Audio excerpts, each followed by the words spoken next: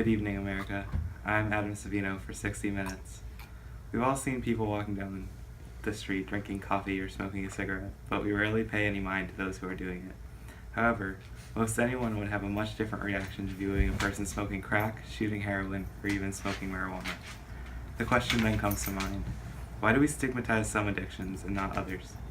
Perhaps some of the immediate reactions to caffeine and nicotine are less noticeable, but the overarching effects are quite similar.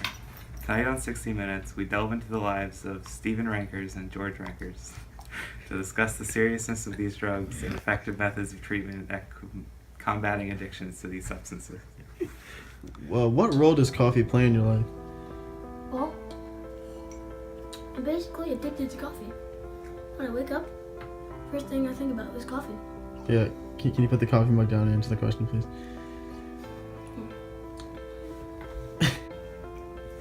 So yeah, I need to start my day out with coffee.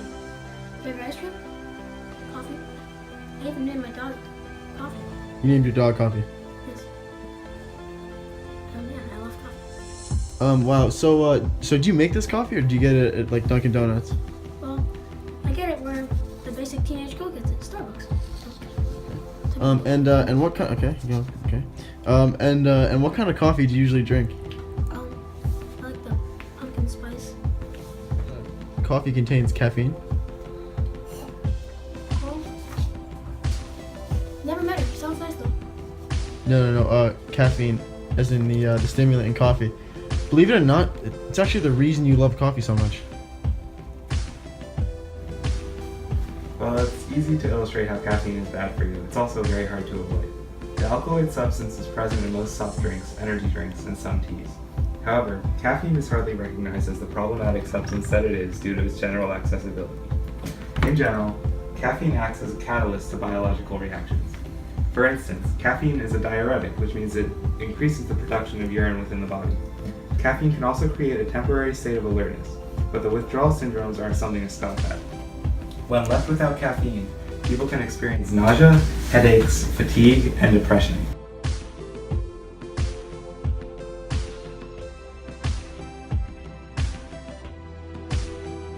Caffeine affects the brain by being structurally similar to a nucleotide known as adenosine. This nucleotide binds to receptors in the brain to make a person sleepy. By blocking the adenosine receptors of the brain, caffeine keeps one from becoming sleepy. The chemical caffeine can be a dangerous drug that very few recognize themselves as dependent on. While there aren't many options available for caffeine addiction due to the fact that it's recently overlooked as a non-drug, Johns Hopkins is working on a treatment program. Still, a lot of the burden of quitting falls on the individual. George, so I understand that you're a regular smoker. Yep. And you have a smoking-related nickname? Oh yeah. People call me Puff Daddy. Okay, and how many cigarettes do you smoke daily on average? I'm a two-pack kind of guy. 3 sometimes. Okay. And do people ever tell you to quit? My girlfriend doesn't like it. My cat hates me. But other than that, no one really bothers. Did you ever consider maybe that people are bothered but they just don't express it? Where are you getting these questions from? George, would you say that you're addicted to smoking? Yeah, pretty much. Are you aware that what is actually making you addicted is a stimulant called nicotine? Really? What's nicotine? Nicotine, one of the most psychologically addictive drugs on the market, is still consumed nationwide. The most well-known and widely used nicotine supplements are cigarettes, which are considered convenient due to their portable nature and legality. However, most people do not understand the serious effects of smoking on the brain and the body. Nicotine is a stimulant that triggers the central nervous system to release neurotransmitters. Within seconds, norepinephrine and epinephrine burst general alertness, while dopamine and opioids calm anxiety and reduce pain.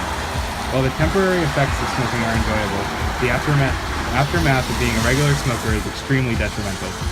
Nicotine dependency can lead to an altered state in terms of being able to release these neurotransmitters, causing anxiety, insomnia, irritability, and an inability to focus. Nicotine also affects the body no matter how you consume it. It increases blood pressure, lowers blood circulation, and temporarily suppresses one's appetite. At the end of the day, nicotine dependency is quite serious. However, many options are available for treatment in the form of nicotine replacement therapy.